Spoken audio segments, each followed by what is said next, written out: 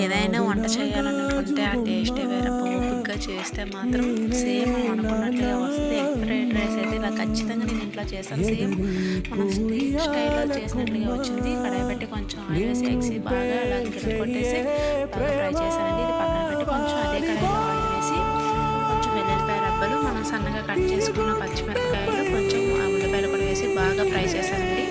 ఇలా బాగా ఫ్రై చేసుకున్నాక నేనైతే ముందే రైస్ని 2 గంటల ముందు ఇలాగ సగం బాయిల్ చేసి వడపోసానండి. అలా వడపోస్తే పొడి పొడిగా ఉంటుంది.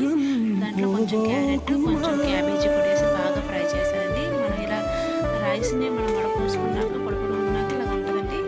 ఇది వేసి వాటిలో వేపేసానండి. కొంచెం ఎగ్స్ కూడా మనం ఫ్రై చేసాక అందులో వేసాక కొంచెం పెప్పర్ పొడి, కొంచెం సోయా సాస్, మనం కొంచెం గరం మసాలా వేయాలండి. కానీ కారం అస్సలు వేయద్దండి, టేస్ట్ అంతా మారిపోతుంది.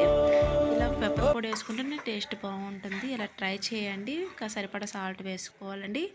మనం దించే ముందు కొంచెం కొత్తిమీర వేసుకొని వేస్తే బాగుంటుంది, టేస్ట్గా ఉంటుంది. ఇలా వేడివేడిగా తింటే టేస్టే వేరబ్బా. మీరు కూడా ఇలా ట్రై చేసి చూడండి, మీకు కూడా నచ్చిద్ది అనుకుంటా.